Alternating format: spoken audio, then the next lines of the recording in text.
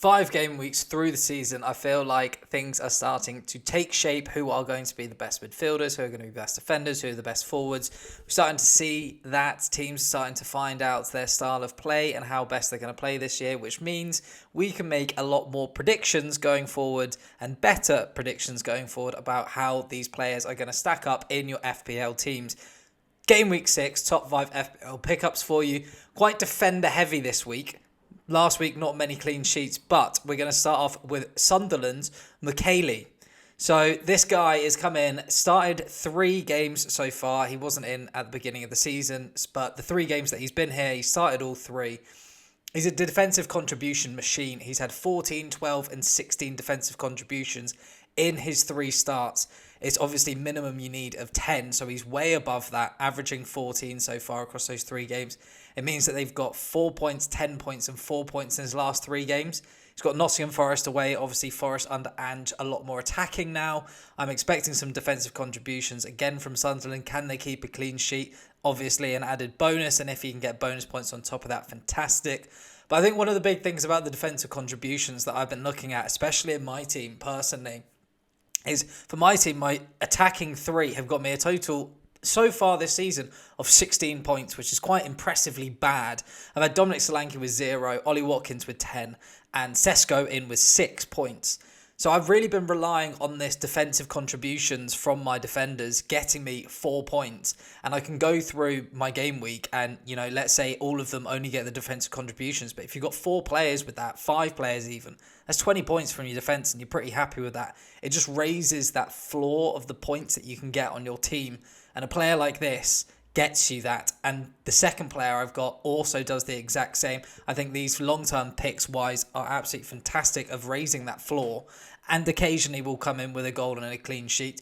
But it should be said, Joachim Andersen has had 4 defensive contributions, added points in 5 games already this season. Aston Villa away. Aston Villa, a very interesting stat I saw, have been giving the most defensive contribution points to centre-backs so far this season through the opening 5 games. Joachim Andersen, obviously 4 out of 5 games with the defensive contribution points. Only conceded 1 goal from open play so far, Fulham this season. Been very sound defensively, even if they've only kept 1 clean sheet so far. But you'd look long-term, hopefully they can stack these clean sheets up a bit more.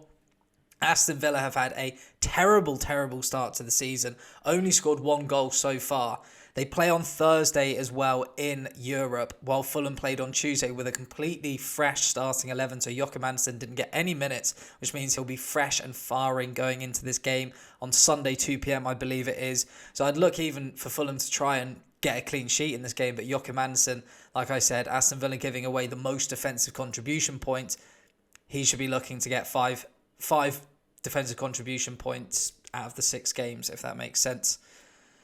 The next player, Spurs' Bergvall. He's really broken into the team as of late. They've got Wolves at home, a fantastic fixture. Wolves also had a shocking start to the season. They got a win yesterday. I'm recording this on Wednesday. On Tuesday night, they got a win against Everton in the Cup.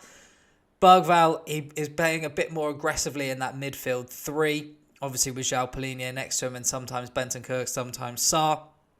He started, 2 games? Got a goal and assist against West Ham as well in that, looking to break forward, like I said. He also did get defensive contribution points in the last game against Brighton. He got 13. 12 is the minimum that you need for midfielders. He got 13 in that game, so got the added points there. I think Spurs all-round are going to be a fantastic outfit this season under Thomas Frank. We've seen enough with the Champions League games as well, I think, for me, to know that they're going to be a top side. Bergvall should be available to pick up and be getting some starts. The next player, someone a bit different, another defender, but for West Ham, Diouf. And you're probably thinking, West Ham, they've been absolutely terrible. How am I meant to be getting a West Ham defender in? Well, they've got Everton away, so it's an all-right fixture.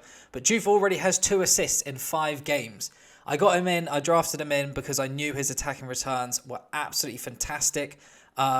And, I mean, if you extrapolate this is obviously such a small sample size, but if you extrapolate it across the season, you're looking at 15 to 16 assists, which obviously he will not get. But Anthony Robinson last season did really well, and he got, 10 assists, maybe 11 assists come the end of the season, and was the highest. Diouf will be up there in those pushing for double digits assists. So even if West Ham aren't getting the clean sheets, he should be looking to get assists for it. Obviously, West Ham need to start scoring if they're going to progress and get out of this relegation scrap. Diouf can be a very, very good asset to have, and he's working very well on that left-hand side with Somerville, who's someone I had to pick up last week, and I still think is a good pickup. Long term, I think West Ham will be improving under Potter, or if they change manager, but I see that attack just being far too good that they will not be, not scoring. The last player, Kusanov. Now you're probably thinking Kusanov, he got injured. Yeah, he did get injured in the last game, but Burnley at home next with Donnarumma, they just keep clean sheets, City. I honestly do not see them conceding. They've got Burnley at home, Brentford away, Everton at home, Villa away in the next 4. Honestly, I could see 4 clean sheets there. They've been absolutely fantastic. Donnarumma obviously just picked up the best goalkeeper in the world awards at the Ballon d'Or awards. So I've gone Kusanov / Nunes. The Kusanov thing, I think long term he's going to be that right back. It just depends how long he's going to be out for and how much you need a defender for right now. Could he be back for this weekend? We don't know how serious the injury is. We'll have to see what the update is from Pep when he does his press conference. But we'll have a look and see if he plays tonight, Wednesday night. I believe City are playing in the Cup. I doubt he will play, but we should get an update on the injury. I think, like I said, long term, he's going to be the right back for Manchester City. So if you've got 4 capable defenders, I've personally got him in my team. I've got 4 other defenders that are doing very well, and I can keep him for the next few weeks. Get Kusanov, wait for him to come back from injury, and I expect him to slot back into that right back position because he did really, really well against Trossard in the game against Arsenal, and he started, I can't remember who it was the week before, but that week before he really impressed me as well. Doesn't get the defensive contribution points, doesn't give you the attacking points, but I just think Manchester City's defence, now that they've got Donnarumma in, I think they're going to be unbelievable at the back.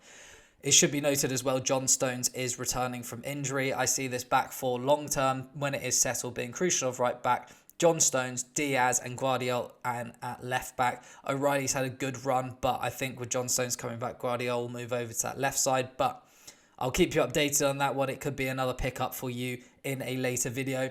Give me a like if you enjoyed the video. Comment down below any players that I've missed and what you're thinking of these defensive contribution points being added, because I think you can get players in that just raise your floor from your weekend points. So if your big players, your round 1 picks, your round 2 picks, your forwards or whatever, don't get you your goals. You've got those defenders just in there getting you 4 points. If they get a clean sheet, they can go up to easily 10, even more points every single week. So it's pretty impressive what these defenses can do. It's absolutely saved me at the beginning of my season. So get these players in. Subscribe going forward. I have videos out every single week on the best pickups for you. And of course, win your game weeks.